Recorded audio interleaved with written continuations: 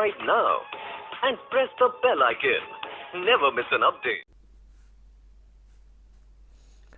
तो दोस्तों यह मेरी जो पिछला पार्ट था उसकी दूसरी वीडियो है और इसमें हम बात करने वाले हैं जो 70 के बाद के जो प्रश्न हैं उनके बारे में। तो यहाँ पर पहला प्रश्न जो आज का है हमारा वो है, निम्नलिखित में से किस ताल में नीलकमल पाए जाते हैं। ठीक है, तो नीले कमल किस ताल में पाए जाते हैं, इसका सही आंसर जो हो जाएगा 70 का ये हो जाएगा आपका बासुकी ताल। ठीक है, तो बासुकी ताल जो है टिहरी में स्थित है और टिहरी में यह ताल स्थित है। इसमें नीले कमल के लिए बहुत प्रसिद्ध है। बासुकी नाग है जो उससे इसका संबंध रखा जाता है कि बासुकी नाग की वजह से यहाँ पर कहते हैं कि बासुकी नाग जो था वहाँ से यहाँ पर रहने आया था, तो बासुकी नाग से इसका संबंध माना जाता है। ठीक है, यह नीले रंग के कमल के लिए और लाल पानी इसका माना जाता है, लाल पानी की तरह है। ठीक है, खुरपा ताल जो है वो अश्वखुर के समान है, ये नैनीताल में है।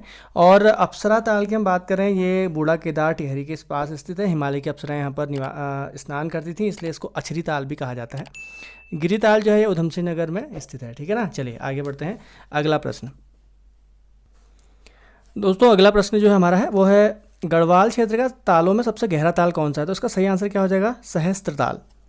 सहस्त्र ताल जो है टिहरी गढ़वाल में है और कई तालों का समूह माना जाता है। गढ़वाल क्षेत्र का सबसे बड़ा और गहरा ताल है। ठीक है, तो यहाँ पर ऐसा माना जाता है कि इस झील की तलहटी के नीचे स्लेट चट्टान से निर्मित लाखों चौकियाँ स्पष्ट जो हैं वो दिखाई पड़ती हैं, जैसे कि यहाँ पर बहुत से तपस्वियों ने तपस्या की हो, ऐसा हमको दिखाई देता है। ठीक, अगला हम देखें महासर ताल, जो हमने अभी पढ़ा था। महासर ताल जो है ये सहस्त्र ताल के पास ही है और यहाँ जो है कटोरी नुमा जो दो झील हैं कटोरे नुमा, उनसे बना है, इसलिए इसको भाई बहनों का ताल भी कहते हैं। ठीक है ना, अगला है हमारा गौरी कुंड और नंदी कुंड। गौरी कुंड नंदी कुंड दोनों के दोनों रुद्रप्रयाग में स्थित हैं। ठीक है, और जो गौरी कुंड है ये आपका गर्म जल का कुंड है, जबकि नंदी कुंड जो है वो रुद्रप्रयाग में ठंडे जल का कुंड है। ठीक है, ठंडे जल का कुंड है। चले आगे बढ़ते हैं अगले प्रश्न की ओर। अगला जो हमारा है 73, ये हो जाएगा, निम्नलिखित में से किस ताल की तलहटी पर करोड़ों देवताओं के बैठने हेतु चौकियां बिछाई गई हैं। ऐसा हमको देखने को मिलता, अभी बताया था सहस्त्र ताल। सहस्त्र ताल जो टिहरी में स्थित है और गढ़वाल का सबसे गहरा ताल और सबसे बड़ा ताल माना जाता है। होमकुंड जो है ये आपका चमोली में स्थित हो जाएगा और रूपकुंड जो है ये भी चमोली में है। केदार ताल जो है ये आपका केदार ताल जो है ये आपके उत्तरकाशी में स्थित है। चलिए आगे बढ़ते हैं अगले प्रश्न की ओर। निम्नलिखित में से किस ताल के 3 कोनों पर ब्रह्मा विष्णु महेश ने तपस्या की थी। तो इसका सही आंसर हो जाएगा सतोपंथ ताल। सतोपंथ ताल जो है जहाँ से एक नदी निकलती है जिसको हम बोलते हैं अलकनंदा, बहुत इंपॉर्टेंट है। सतोपंथ ताल के पास 3 आकार वाला ताल है, त्रिकोणा आकार है, और यहाँ से सतोपंथ ताल से जो निकलती है वो अलकनंदा नदी निकलती है। ठीक है, तो सतोपंथ ताल जो है ये भी आपका जो है चमोली में स्थित है। ठीक है ना, चलिए, तो बद्रीनाथ के पास स्थित है यह भी। ठीक है, तो इसलिए इसके झील के पास ही हमको सूर्य कुंड और चंद्रकुंड नामक 2 कुंड देखने को मिलते हैं। ठीक है, इसी के पास है आपका भागीरथ खड़क हिमानी। अगला है हमारा हेमकुंड। यहाँ पर हम देखें तो हेमकुंड जो है ये आपका कहाँ हो जाएगा, हेमकुंड चमोली में, जिसको हम बोलते हैं लोकपाल, और यहाँ से निकलती है लक्ष्मण गंगा। विरही ताल गौना झील चमोली। श्यामला ताल आपका ये हो जाएगा चंपावत।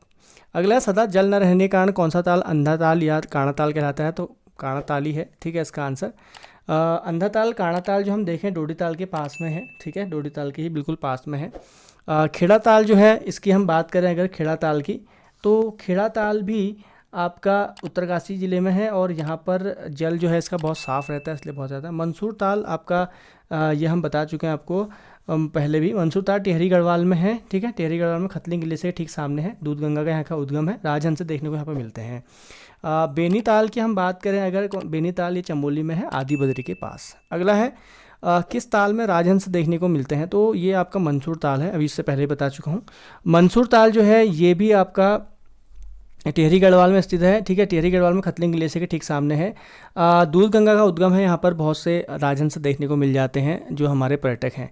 अगला है बेनीताल। बेनीताल जो है ये चमोली के पास आदि बद्री में है। तड़ाक ताल की हम बात करें, ये अल्मोड़ा के चौखुटिया में है, जहाँ 5 सुरंगें पानी निकासी के लिए बनाई गई हैं। बिरही गंगा गौना झील की हम बात करें तो ये आपका बिरही ताल भी हम इसको बोल देते हैं, गौना झील भी इसको बोल देते हैं, चमोली में है और भीमतला के पास। यहाँ पर ब्रिटिश काल में नावों से जो होता था नौकायन हुआ करता था। अगला है किस ताल में सफ़ेद रंग के कमल पुष्प पाए जाते हैं सफ़ेद रंग के, तो ये हो जाएगा श्यामला ताल। श्याम ताल जो है चंपावत में है और यहाँ पर ये सफ़ेद जो पुष्प हैं उनके लिए जाना जाता है, श्याम रंग की वजह से इसका नाम श्यामला ताल है। विवेकानंद आश्रम और झूला मेला इसी ताल के किनारे लगते हैं। अगला हो जाएगा लिंगा ताल। तो लिंगा ताल जो है अछरी ताल भी इसको हम बोल देते हैं, अछरी ताल। लिंगा ताल जो है ये चमोली में फूलों की घाटी के किनारे या फूलों की घाटी के पास स्थित है, इसी के पास है आपका मातृका ताल। अगला है स्वामी विवेकानंद आश्रम किस ताल के किनारे है, तो अभी मैंने बताया था इसका सही आंसर होगा श्यामला ताल। श्याम ताल जो है ये चंपावत में है और यहाँ पर सफ़ेद रंग के पुष्प पाए जाते हैं, ठीक है। और गौरी जो एक मेला लगता है यहाँ पर, मैंने बताया था आपको मेला जो इससे पहले बताया था वो है आपका झूला मेला, ठीक है, वो भी यहाँ पर लगता है। गौरी कुंड की हम बात करें तो ये आपका रुद्रप्रयाग में है, मैंने बताया था गर्म जल का कुंड है। रूप कुंड चमोली हो गया। अप्सरा ताल हम जब बात करें ये भी आपका टिहरी में है, जिसको अछरी ताल भी कहा जाता है, ठीक है, तो कि बूढ़ा की तरह के पास स्थित है। अगला है हमारा अरेवा, यानी कि करेवा क्या है, इसको करेवा बोलते हैं। वैसे करेवा जो है हिमनद है।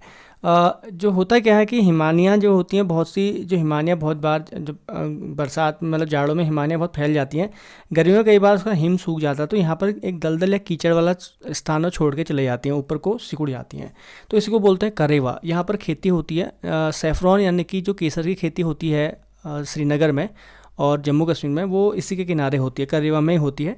तो करेवा कहाँ पाया जाता है, बहुत बार पूछा गया है, मेरे ख्याल से लास्ट समय एक वीडियो का पेपर था शायद, उसमें पूछा गया था करेवा के बारे में। तो ये आपके जम्मू कश्मीर में बहुत मिलते हैं करेवा, ठीक है ना। अगला राज्य की सबसे बड़ी हिमानी कौन सी है, तो गंगोत्री हिमानी जो है वो राज्य की सबसे बड़ी हिमानी है। और गंगोत्री हिमानी जो है इसकी हम बात करें अगर, तो करीबन 30 किलोमीटर लंबी है ये, ठीक है। और उत्तराखंड की सबसे बड़ी हिमानी ये मानी जाती है गंगोत्री हिमानी। इसी के पास से जो गोमुख है इसके दक्षिण में स्थित, गोमुख से ही हमारी गंगा का उद्गम हो जाता है, ठीक है। तो गोमुख से हमारा गंगा का उद्गम होता है, तो ये हिमानी भी आपकी यहीं पर ही हमको देखने को मिल जाएंगी, ठीक है। केदारनाथ हिमानी रुद्रप्रयाग में है। कोसा हिमानी, कोसी हिमानी इसको बोला गया, कोसा हिमानी है चमोली में। और मिलम जो है आपका पिथौरागढ़ में स्थित है। अगला है हमारा त्रिशूल पर्वत के सापेक्ष मिलम हिमानी स्थित है। तो अगर हम बात करें त्रिशूल पर्वत की बात करें अगर, तो त्रिशूल पर्वत जो है इसके हिसाब से अगर हम कहें तो पूर्व में स्थित है। वैसे ये त्रिशूल पर्वत जो है चमोली में स्थित है और मिलम की बात कर रहे हैं तो ये पिथौरागढ़ में स्थित है। तो इस हिसाब से पिथौरागढ़ का जो ये क्षेत्र पड़ता है ये पूर्व में पड़ता है, और ये आपका चमोली का जो क्षेत्र पड़ता है त्रिशूल पर्वत का, ये आपको देखने को मिल जाएगा चमोली में, तो इसके हिसाब से पूरब में पड़ता है, ठीक है ना। अगला असत्य कथन चुनना है आपको। राज्य के अधिकांश नदियों का प्रवाह जो है वो दक्षिण या दक्षिण पूर्व है, बिल्कुल सही है ये। यमुना नदी की सहायक नदियाँ गिरी, आसन, टॉन्स हैं, ये भी बिल्कुल सही है। टॉन्स से हिमाचल प्रदेश और उत्तराखंड की सीमा बनाती है, ये भी बिल्कुल सही है। राज्य में यमुना नदी का बेसिन क्षेत्रफल सर्वाधिक है, ये गलत है। सर्वाधिक बेसिन क्षेत्र जो है वो काली का है। काली लगभग 252 किलोमीटर की हमारी बहती है उत्तराखंड में, सबसे लंबी नदी यही है। आगे देखते हैं, महान हिमालय से निकलने वाली नदियाँ हैं या नदी हैं, तो अलकनंदा भी महान हिमालय से ही निकलती है, इसका सतोपंथ ग्लेशियर है। पिंडर पिंडारी से निकलती है और नंदाकनी नंदा घुंघुंटी से निकलती है। तो इसका सही आंसर जो है ये सभी इसका सही आंसर होगा। निम्नलिखित में से कौन सी नदियाँ जो हैं वह मध्य हिमालय से निकलती हैं, तो कोसी जो है बिल्कुल निकलती है आपका, ठीक है, ये कौसानी से निकलती है। नयार नदी दूधातुली से निकलती है। और गोमती नदी जो है गोमती नदी जो है वो आपका यहाँ से निकल जाती है, ये अगर हम बात करें बागेश्वर से ही निकलती है वो भी, ठीक है। और गोमती का और नदी जो होती है गोमती, जिसका सरयू के साथ संगम होता है बागेश्वर में, तो ये भी आपका जो है गोमती नदी तो बागेश्वर से निकलती है, ठीक है। तो डेबरा श्रेणी है, हमने डोबरा क्वारा कह दिया था, डोबरा क्वारा से रुपिन सुपिन वाला आता है, डेबरा श्रेणी है, ठीक है। तो ये सभी इसका सही आंसर हो जाएगा। अगला, निम्नलिखित में से कौन सी नदियाँ जो हैं शिवालिक से निकलती हैं, तो शिवालिक से सभी निकल जाती हैं, मालिन भी, निहाल भी और बेगुल भी शिवालिक से ही निकलती हैं। राज्य की सबसे पश्चिमी नदी कौन सी है, तो राज्य की सबसे पश्चिमी नदी जो है ये हो जाएगी आपकी, यहाँ पर अगर इन ऑप्शन में हम बात करें तो यमुना इसका सही आंसर है। गंगा जो है पश्चिमी नहीं है, क्योंकि यमुना का जो प्रवाह तंत्र है ऐसे है, और इसके बाद गंगा का यहाँ से हो जाएगा नीचे को, इधर को हो जाता है इसका गंगा का। यमुना का भी ऐसी है, हाल ही यहाँ पर आगे आपका कहाँ पर वाराणसी में आके मिल जाती है गंगा में यमुना। सोन यहाँ बहती नहीं है, आपको पता है, सोन कोई नदी यहाँ पर, कोसी यहाँ पर आपका एक सोन नदी जो है वो गंगा की सहायक नदी है जो बिहार में मिलती है, वो भी है। हो सकता है यहाँ पे कोई छोटी नदी आपको देखने को मिले सोन। कोसी नदी जो है वो आपको पता ही है पूरब में बहती है। अगला, राज्य के सबसे पूर्वी भाग में कौन सी नदी बहती है? तो राज्य के सबसे पूर्वी भाग में बहती है शारदा यानी अलकनंदा, शारदा यानी कि काली नदी।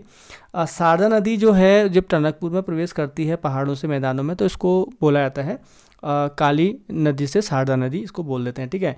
तो काली नदी की हम बात करें तो काली नदी कहाँ से निकलती है? ये निकलती है आपकी जो काली नदी है काला पानी से निकलती है, जो काफ़ी डिस्प्यूट क्षेत्र रहा है, आपको पता है लिपुलेख दर्रे के पास है, और 252 किलोमीटर चलने के बाद टनकपुर में से बाहर निकल जाती है। अलकनंदा नदी की अगर हम बात करें तो अलकनंदा नदी सतोपंथ ग्लेशियर से निकलती है, ये आप जानते हो, और देवप्रयाग में भागीरथी से मिलती है और यहाँ पर से गंगा कहलाती है। 195 किलोमीटर चलती है टोटल, ठीक है। इसकी जो है भिलंगना की हम बात करें तो खतलिंग ग्लेशियर से निकलती है, पुरानी टिहरी में आकर ये भागीरथी से मिल जाती है, और 110 किलोमीटर चलने के बाद इसका भी सफ़र समाप्त हो जाता है भागीरथी में। गंगा की हम बात करें तो 96 किलोमीटर मात्र चलती है यहाँ पर, क्योंकि गंगा इसलिए कहते हैं, मैंने आपको देवप्रयाग से इसको गंगा बोलते हैं, भागीरथी और अलकनंदा के संगम को। तो 96 किलोमीटर चलती है, उसके बाद ये बाहर निकल जाती है अभी यहाँ से। अगला है राज्य में किस नदी बेसिन का क्षेत्रफल सर्वाधिक है? तो यहाँ पर हम बात करें काली का जो नदी बेसिन क्षेत्र है वो सर्वाधिक यहाँ पर देखने को मिलता है। निम्नलिखित में से कौन भिलंगना की सहायक नदी है? तो भिलंगना की दूध गंगा भी है, धर्मगंगा भी है और बाल गंगा भी है, ठीक है। तो भिलंगना नदी की हम बात करें अगर, तो भिलंगना नदी की जो कुछ सहायक नदियाँ हैं, मेदे गंगा, दूध गंगा, धर्मगंगा, बाल गंगा, जिसको बालखिला भी कहते हैं, और खतलिंग से निकलती है, आपको पता है। और भिलंगना नदी पुरानी टिहरी में जाके जो हमारी भागीरथी नदी है उसमें मिल जाती है, उसके साथ उसका सफ़र समाप्त हो जाता है, ठीक है। तो ये इंपॉर्टेंट फैक्ट हो गया। बाल गंगा, दूध गंगा, धर्मगंगा, ये सब जो हैं इसकी सहायक नदियाँ हैं। अगला प्रश्न है हमारा कि गणेश गंगा और ऋषि गंगा किसकी सहायक नदियाँ हैं? तो ये धौली गंगा की सहायक नदियाँ हैं। अब ये बात कर रहा है धौली गंगा की, तो धौली गंगा की हम अगर बात करें यहाँ पर, ये पश्चिमी धौली गंगा की बात हो रही है, ठीक है। किसकी हो रही है? पश्चिमी धौली गंगा दो हैं, पूर्वी और पश्चिमी। पूर्वी धौली गंगा जो है वो काली की सहायक है, और पश्चिमी धौली गंगा जो है वो आपकी विष्णु गंगा यानी कि अलकनंदा की सहायक है। धौली गंगा जो है अगर हम इसकी बात करें धौली गंगा की, तो ऋषि गंगा, गणेश गंगा इसकी सहायक हो जाएगी, और इसके अलावा कियोगाड़ और गिरथी भी इसकी सहायक नदी है। धौली गंगा जो है वो निकलती है आपका देववन हिमानी के आसपास से निकलती है, और विष्णुप्रयाग में 94 किलोमीटर चलने के बाद विष्णुप्रयाग में संगम बना लेती है, ठीक है ना। अगला है यहाँ पर हम बात करें अगले ऑप्शन की, तो नयार की हम बात करें तो नयार तो दूधातुली से निकलती है, पूर्वी नयार और पश्चिमी नयार का संगम होता है सतपुली में, और ये लगभग आपका गंगा मिल जाती है। पिंडर जो है आपका ये निकलती है पिंडारी ग्लेशियर से, और पिंडारी ग्लेशियर से निकलने के बाद कर्णप्रयाग में 105 किलोमीटर चलने के बाद मिल जाती है। यमुना जो है यहाँ पर हम बात करें उत्तराखंड में, तो यमुनोत्री से ढालीपुर तक बहती है और 136 किलोमीटर बहने के बाद बाहर निकल जाती है। गौला नदी किस जिले में से होकर बाहर निकल जाती है? तो इसका सही आंसर है उधमसिंह नगर से। गौला की हम बात करें यहाँ पर, गौला नदी की, तो एक नदी है गौला, तो ये पहाड़ पानी से निकलती है, और पहाड़ पानी से निकलने के बाद ये आपका उधमसिंह नगर से बाहर चले जाती है, ठीक है। गौला नदी, इसके किनारे आपका कौन सा एक नगर बसा है? हल्द्वानी जो है सबसे बड़ी मंडी है वो इसके किनारे बसी हुई है, ठीक है। तो 102 किलोमीटर बहती है ये लगभग हमारे उत्तराखंड में, और 102 किलोमीटर बैठने के बाद किच्छा से बाहर निकल जाती है, पहाड़ पानी से किच्छा तक बहती है, 102 किलोमीटर इसकी लंबाई है। अच्छा, गौला में एक प्रस्तावित है जमरानी बांध, वो अभी बना नहीं है फिलहाल, उसको प्रस्तावित है, बहुत बार पूछा भी जाता है जमरानी बांध कहाँ पर प्रस्तावित है, गौला में ही है। पंचप्रयागों में तृतीय प्रयाग कौन सा है? तो यहाँ पर जो हम बात करेंगे पंचप्रयागों में तृतीय प्रयाग जो है वो आपका कर्णप्रयाग है। कर्णप्रयाग में पिंडर नदी अलकनंदा से मिलती है, और वो कर्णप्रयाग कहलाता है, क्योंकि पिंडर का एक नाम कर्णगंगा भी है। देवप्रयाग जो है यहाँ से गंगा का उद्गम होता है, और देवप्रयाग में भागीरथी और भिलंगना का संगम होता है, और देवप्रयाग से फिर वो गंगा कहलाती है। 96 किलोमीटर चलती है यहाँ पर टोटल गंगा। केशव प्रयाग में सरस्वती और अलकनंदा का संगम होता है। सरस्वती जो है वो आपका माणा के पास मिलती है यहाँ पर, लेकिन सरस्वती नदी की अगर हम बात करें, सरस्वती नदी जो है वो देवताल से निकलती है वहाँ से, ठीक है, और माणा के पास यहाँ पर मिल जाती है। तो सबसे पहला वैसे प्रयाग होता है सरस्वती नदी, ठीक है। तो रत्ताकोना देवताल एक जगह है, वहाँ से निकलती है, ठीक है। और नंदप्रयाग में नंदाकिनी नदी मिलती है। नंदाकिनी नदी की हम बात करें, नंदप्रयाग में उसके साथ संगम बनाती है, नंदा घुघुंटी से निकलती है ये, और नंदाकिनी नदी, ठीक है, 56 किलोमीटर के आसपास चलती है। अगला है गौरी नदी किस हिमनद से निकलती है? तो गोरी है एक्चुअल में वो गोरी नदी। तो गोरी नदी का जो उद्गम स्थान है आपको पता होगा, तो मिलम से निकलती है, मिलम से गोरी नदी निकलती है, ठीक है। तो गोरी नदी जो है ये मिलम से निकलती है, जौलजीबी में 104 किलोमीटर चलने के बाद जौलजीबी में मिल जाती है, किसके साथ, काली के साथ मिल जाती है, ठीक है ना। चलिए पिथौरागढ़ में अगला है कुठियांगटी की सहायक नदियां हैं। तो कुठियांगटी, संगचुमना, निरकुट, थुमका ये सभी हैं। कुठियांगटी जो है काली की सबसे प्रथम सहायक नदी है कुठियांगटी, ठीक है, जो काली में सबसे पहले मिलती है, ठीक है। और काली में जो इसका संगम होता है इस नदी का, कुठियांगटी उपतंत्र का जब हम बात करें तो ये आपका जैक्सा श्रेणी से निकलती है और आपका उसके पास मिल जाती है कहाँ पर, ये पिथौरागढ़ में मिल जाती है, ठीक है। तो मतलब जहाँ से निकलती है इस, जहाँ से आपके लिपुलेख के पास ही यहाँ पर मिल जाती है।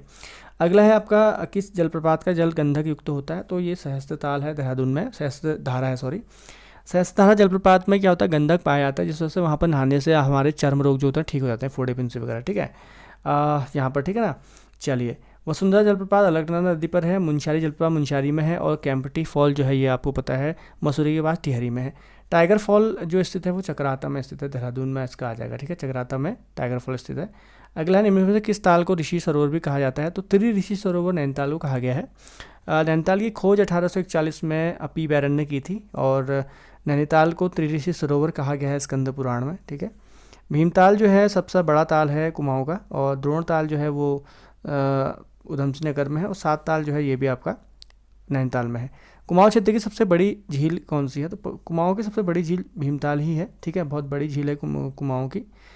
श्यामला ताल जो है ये आपका चंपावत हो गया, सात ताल सूखा ताल ये दोनों के दोनों आपके नैनीताल में हो गए। नैनी झील 7 पहाड़ियों से घिरी है, जिसमें सबसे ऊंची पहाड़ी है, इसमें सबसे ऊंची पहाड़ी नैना पीक या चाइना पीक है, ठीक है। कामेत और त्रिशूल ये तो आपके गढ़वाल में हो गए, और माणा जो है भी गढ़वाल में हो गए, ठीक है। अगला है लिंगाताल व अप्सरा ताल स्थित है। तो लिंगाताल और अप्सरा ताल जो स्थित है ये फूलों की घाटी में स्थित है, ठीक है, इसको अप्सरा ताल भी बोलते हैं और लिंगाताल भी बोलते हैं, इसके बीच में स्थित है। अगला नौकुचिया ताल कहाँ है। तो नौकुचिया ताल जो है वो आपका नैनीताल में पड़ता है, और उत्तराखंड में कुमाऊँ की सबसे गहरी झील है, 40 मीटर की गहराई है लगभग, ठीक है। तो नौकुचिया ताल जो है सबसे गहरी झील मानी जाती है, 40 मीटर के आसपास है इसका। पक्षियों के निवास के लिए बहुत ही उत्तम है, विदेशी पक्षी यहाँ बहुत देखे जा सकते हैं, ठीक है ना। आगे हम बात करते हैं अगला कि झील की आकृति घोड़े के समान है। तो अश्वखुर के समान जो है आपका वो होगा 7 ताल, ठीक है। इससे पहले मैं बता, 7 ताल की जो 7 ताल जो है वो अश्वखुर के समान है, जिसकी गहराई 19 मीटर के आसपास है। यहाँ पर नल दमयंती ताल, गरुड़ ताल, पन्ना ताल, पूर्ण ताल, लक्ष्मण ताल, ये रामसिया ताल आपको देखने को मिल जाएंगे। और उत्तराखंड की सबसे कुमाऊँ की सबसे रमणीय झील मानी जाती है। डोडी ताल किस जिले में है। तो डोडी ताल जो है वो उत्तरकाशी में है, ठीक है। डोडी ताल जो है यह कहाँ है, उत्तरकाशी में है। और डोडी ताल की हम बात करें, यहाँ पर सुंदर मछली द्रावण के लिए प्रसिद्ध है, 6 कोनों वाला है, बहुत इंपॉर्टेंट, बहुत बार पूछा गया है। 6 कोनों वाला ताल जिसके 6 कोने हैं वो षटकोणीय ताल कौन सा है। तो षटकोणीय ताल जो है डोडी ताल ही है, ठीक है। इसके पास ही अंधा ताल भी स्थित है। अगला निम्न में से कौन सी यमुना की सहायक नदी है। तो सहायक नदी जो है टोंद भी है, आसन भी है, गिरी भी है, और ये सभी इसकी सहायक नदियाँ हो जाएंगी। उत्तराखंड की सबसे लंबी नदी काली नदी की लंबाई कितनी है। तो 252 किलोमीटर, मैं आपको पहले बता सकता हूँ सबसे लंबी है, 752 किलोमीटर पूर्व में बहती है, ठीक है। भारत और नेपाल के साथ जब संगोली की संधि हुई थी तो इसी को उस समय इसकी सीमा मानी गई थी, ठीक है। रामगंगा की नदी की लंबाई कितनी है, ये अगला प्रश्न है। तो देखो यहाँ पर या तो जिस हिसाब से ऑप्शन दिए हैं इस हिसाब से तो ये क्वेश्चन गलत हो सकता है अगर उत्तराखंड के परिप्रेक्ष्य में है, क्योंकि एक्चुअल में क्या है कि उत्तराखंड में पश्चिमी रामगंगा है जो दूधातुली से निकलती है, वो तो 155 किलोमीटर ही बहती है उत्तराखंड में। पूर्वी रामगंगा जो है जो पोंटिंग से निकलती है और रामेश्वरम में मिल जाती है सरयू में, तो वो 108 किलोमीटर बहती है, ठीक है। उत्तराखंड में सबसे बड़ी नदी जो है वो है आपकी 252 किलोमीटर लंबी। तो ये जो क्वेश्चन पूछा गया है ये संपूर्ण की लंबाई की बात करेगी, तो 600 किलोमीटर इसका सही आंसर होगा। संपूर्ण जो पश्चिमी रामगंगा बहती है उसके बाद यूपी में जाकर गंगा में मिल जाती है, तो उसका ये क्वेश्चन उस हिसाब से पूछा गया है, ठीक है। उत्तराखंड में इतनी लंबाई किसी की नहीं, सबसे लंबाई है 252 ही है। आगे हम बात करते हैं सुरताल कहाँ पर स्थित है, ठीक है। तो सुरताल जो है ये आपका स्थित है हरिद्वार में, ठीक है। अगला है उत्तराखंड के किस भाग में स्रोत कूप पाए जाते हैं। तो ये तराई भावर में। स्रोत कूप की हम बात करें इसको बोलते हैं आर्टिजन वेल्स, यानी कि पाताल तोड़ कुएं इनको पाया जाता है, क्योंकि तराई में जो होता है वाटर लेवल बहुत ऊपर होता है, मतलब आप बहुत ज़्यादा खोदने की जरूरत नहीं पड़ती है, बहुत जल्दी ही खुदाई में आपको मतलब बहुत जल्दी पानी ऊपर निकल आता है। तो स्रोत कूप तराई में पाए जाते हैं। उत्तराखंड की निम्नलिखित झीलों में से कौन से एक आकार में त्रिभुजाकार है। तो ये आपकी जो त्रिभुजाकार यहाँ पर आकृति दी है इसमें से, तो त्रिभुजाकार जो है यहाँ पर वो है आपकी केदार ताल, ठीक है। अब केदार ताल भी यहाँ पर त्रिकोणीय इन्होंने दिया हुआ है, ये केदार ताल त्रिकोणी है। केदार ताल जो है, इसकी हम बात करते हैं केदार ताल की। तो केदार ताल आपको देखने को मिलेगा उत्तर काशी में, ठीक है। कहाँ देखने को मिलेगा केदार ताल? ये देखने को मिलेगा आपको उत्तर काशी में देखने को मिलेगा, ठीक है। और थलैया सागर पर्वत श्रृंखला के तलहटी पर यह स्थित है। थलैया सागर है, जोगिन चोटी है, भृगुपंथ चोटी है, आदि पर्वत शिखर हैं इसके आसपास हैं, ठीक है। तो वहाँ से इसको जल मिलता रहता है। केदार ताल उत्तरकाशी में है। ऊपरी गंगा नहर का जो उद्भव स्थान है वो आपका हरिद्वार है। हरिद्वार से ऊपरी गंगा नहर का निर्माण किया गया था, जो सबसे पहले खोदी गई थी, ठीक है। पीपी काटले और उन्होंने उसको खोदा था। ऊपरी गंगा नहर इसको बोलते हैं, गंगा नहर ये खोदी गई थी। रुड़की में प्रथम इंजीनियर कॉलेज भी इसीलिए बनाया गया था उस समय 1847 में, कि यहाँ पर क्या करा जाए कि यहाँ के जो लोग हैं उनको इंजीनियरिंग का काम सिखाया जाए। तो ऊपरी गंगा नहर का उद्भव स्थान है हरिद्वार के पास से ही है, ठीक है। अगला है आपका उत्तराखंड की कोसी नदी सहायक नदी है। तो जो कोसी नदी मिलती है वो आपका रामगंगा की सहायक नदी है। रामगंगा में मिल जाती है, ठीक है। रामगंगा में मिल जाती है। तो रामगंगा की वो सहायक नदी है कोसी नदी। बाद में रामगंगा पश्चिमी रामगंगा में ही मिल जाती है, लेकिन ये यहाँ नहीं मिलती, बाद में यूपी में जाके मिलती है, ठीक है ना। अगला है भागीरथी नदी निकलती है। तो भागीरथी नदी जो निकलती है वो निकलती है आपकी गोमुख से, ठीक है। गंगोत्री के ग्लेशियर के पास गोमुख से निकलती है, ठीक है ना। अगला है उसी नदी का नाम बताइए जो केदारनाथ से रुद्रप्रयाग के मध्य बहती है। तो वो मंदाकिनी नदी है, ठीक है। अब मंदाकिनी नदी की हम बात करते हैं यहाँ पर। मंदाकिनी नदी चौराबाड़ी ग्लेशियर से निकलती है, केदारनाथ से रुद्रप्रयाग तक बहती है। 72 किलोमीटर बहने के बाद ये रुद्रप्रयाग में मिल जाती है। मंदाकिनी और अलकनंदा का संगम हो जाता है रुद्रप्रयाग में, ठीक है। तो यहाँ पर अगर हम बात करें, जो 2013 की जो बाढ़ आई थी वो मंदाकिनी नदी में ही आई थी। उसमें जो चौराबाड़ी झील थी जिसको हम गादी सरोवर कहते हैं वो टूट गई थी, तो उस वजह से इसमें बाढ़ आई थी मंदाकिनी नदी में, ठीक है। भागीरथी आपकी गोमुख से निकलती है। सरयू जो है, ये मैंने आपको बताया था, सरयू जो नदी है सरमूल के झुंडीधार नामक स्थान से निकलती है। बैजनाथ तीर्थ में, बागेश्वर में इसके निकट है। इसके अलावा अगर हम बात करें आगे, अलकनंदा सतोपंथ से निकलती है, ठीक है। निम्नलिखित में से कौन सा ताल बर्फ से ढका रहता है हमेशा, ठीक है। तो कौन सा ताल है जो हमेशा बर्फ से ढका रहता है? तो यमताल है, ठीक है। यमताल जो है वो टिहरी में स्थित है, ठीक है। ये आपको ध्यान देने वाली बात है।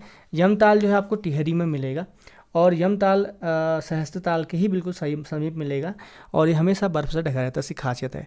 अगला है गंगा की लंबाई कुल कितनी है? तो गंगा की लंबाई है आपकी 2525 किलोमीटर, 25 किलोमीटर टोटल। अब देखो यहाँ पर गंगा उत्तराखंड में 96 किलोमीटर ही बहती है, उसके बाद हरिद्वार से बाहर निकल जाती है। लेकिन अगर हम पूरी संपूर्ण लंबाई की बात करें इसकी, कहाँ तक, पश्चिम बंगाल तक, तो ये लगभग आपकी 250 और 250 यानी 2525 किलोमीटर आपकी चलती है टोटल।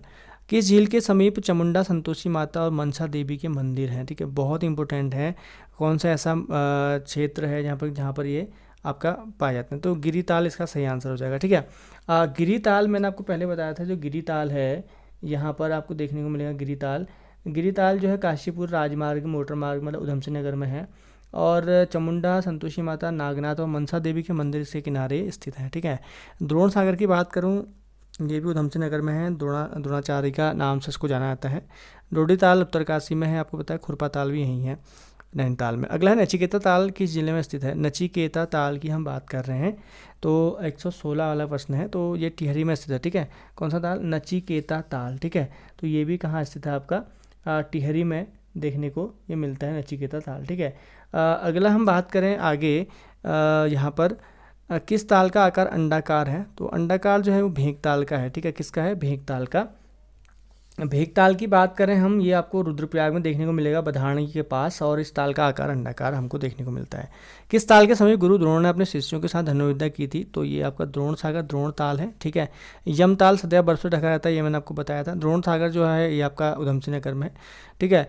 और झिलमिल ताल जो है ये भी आपको क्या कहते हैं, झिलमिल ताल, ये आपको चंपावत में देखने को मिल जाएगा, ठीक है। आगे है, कौन सी झील अपने नैसर्गिक सौंदर्य हेतु विश्व प्रसिद्ध है? ठीक है, तो इसका सही आंसर जो हो जाएगा 119 का, ये हो जाएगा नैनीताल, ठीक है। नैसर्गिक प्रसिद्धि के लिए नैनीताल ही है।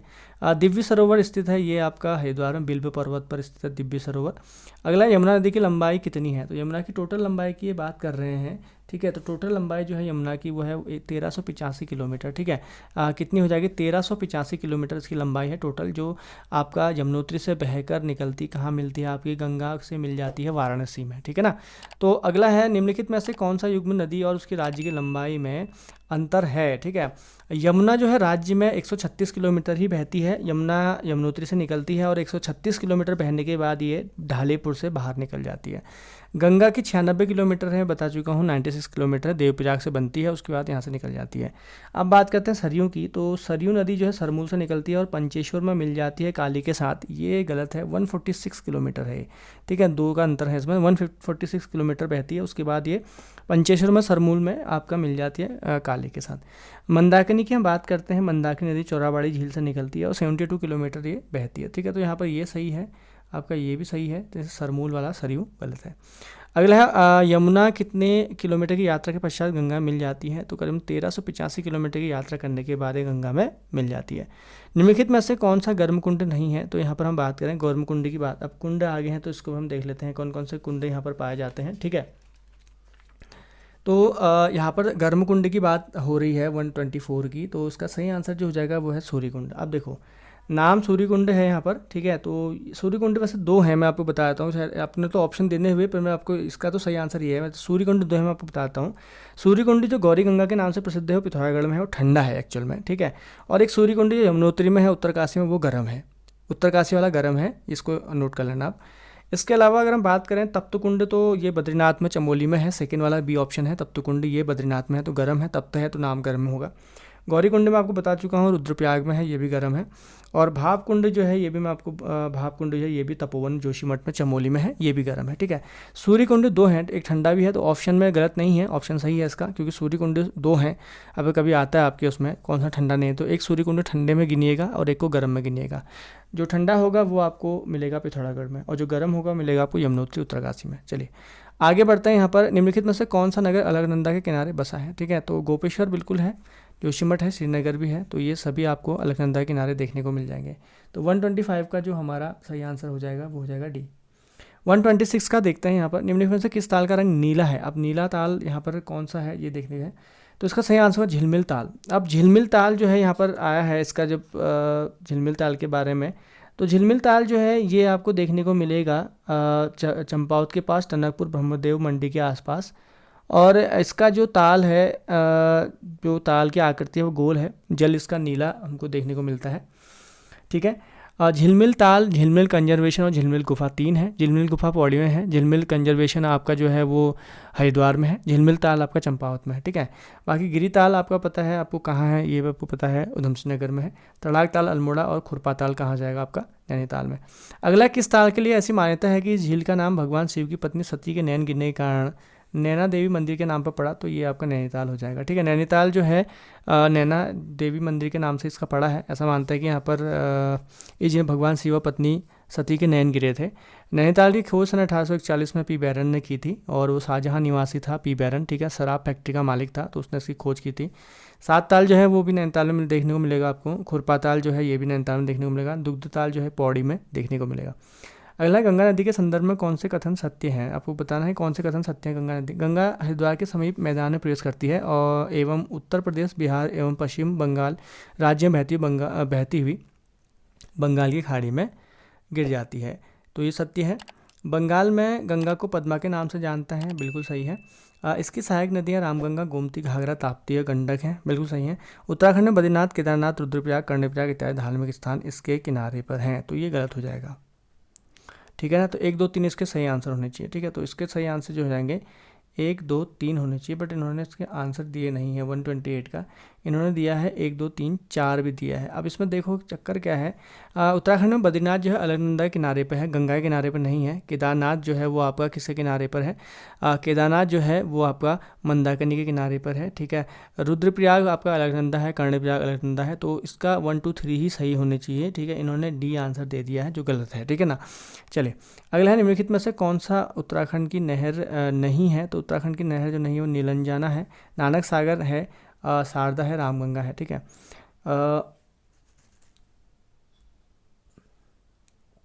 अगला हम देखें, निम्नलिखित में से कौन सा युग्म सही नहीं है। अब तो आपको ढूंढना है कि कौन सा युग्म इसका सही नहीं है, ठीक है।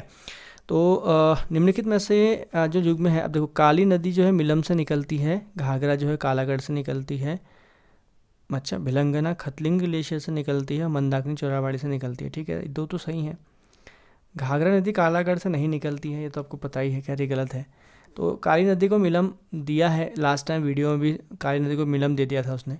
घाघरा नदी जो है ये आपकी नहीं निकलती यहाँ से, ठीक है। घाघरा नदी का उद्गम यहाँ से होता ही नहीं है, क्योंकि घाघरा नदी उत्तराखंड की नदी है ही नहीं, ठीक है। घाघरा नदी का उद्गम उत्तराखंड से नहीं होता है, ठीक है।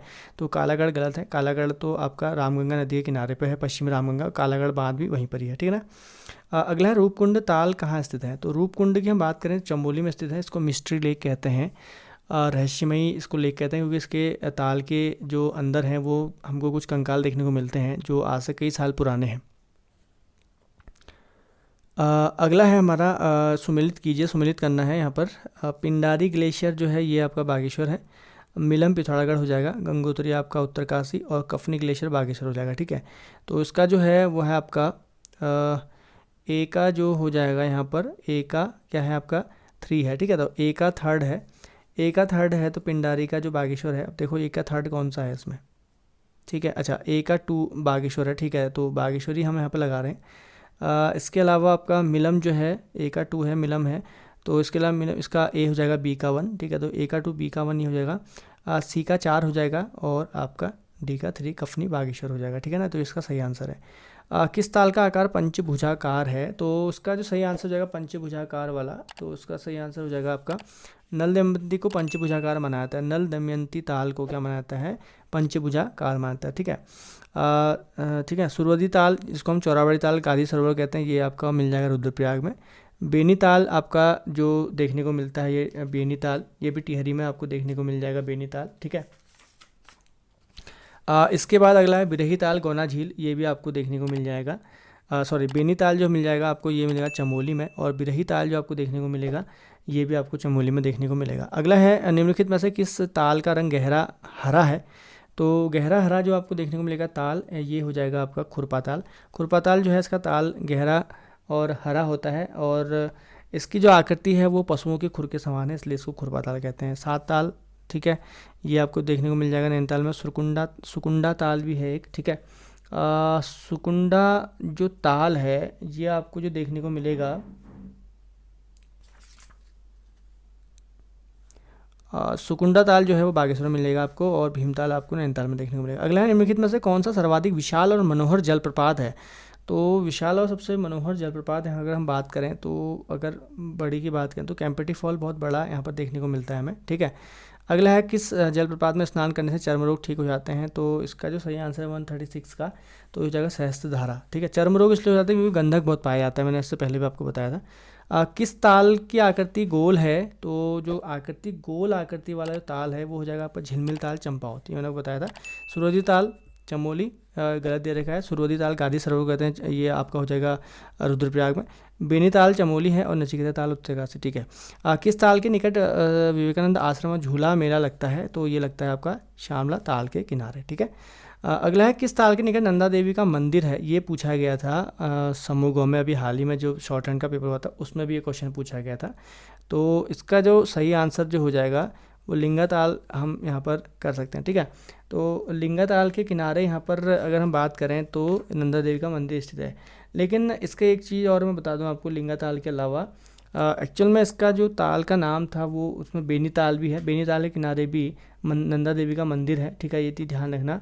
तो बेनी ताल इसका अगर आएगा तो उसका सही आंसर बेनी ताल होगा, ठीक है। इन्होंने आंसर लिंगा ताल दिया हुआ है। अगला है निम्नलिखित में से कौन सा युग्म सही है। यहाँ पर भागीरथी गंगोत्री हिमनद से निकलते, ठीक है। भिलंगना खतलिंग से निकलते, ठीक है। और पिंथर नहीं है, पिंडर है, पिंडारी से निकलते, बिल्कुल सही है। तो सभी यहाँ पर सही हो जाएंगे। सुमिलित नहीं है सूर्य कुंड। अब यहाँ पे कुंड आ गया, देखो ठंडे कुंड हैं। तो सूर्य कुंड पिथौरागढ़ में है, नंदी कुंड रुद्रप्रयाग में, देव कुंड बागेश्वर में है, और 7 कुंड चमोली में। तो उसका 1 2 3 4 ही सही होगा। 141 उसका सही आंसर क्या होगा, फर्स्ट वाला इसका सही होगा, यानी कि सब सुमिलित हैं एक दूसरे से, सीधे ही में ही सुमिलित हैं।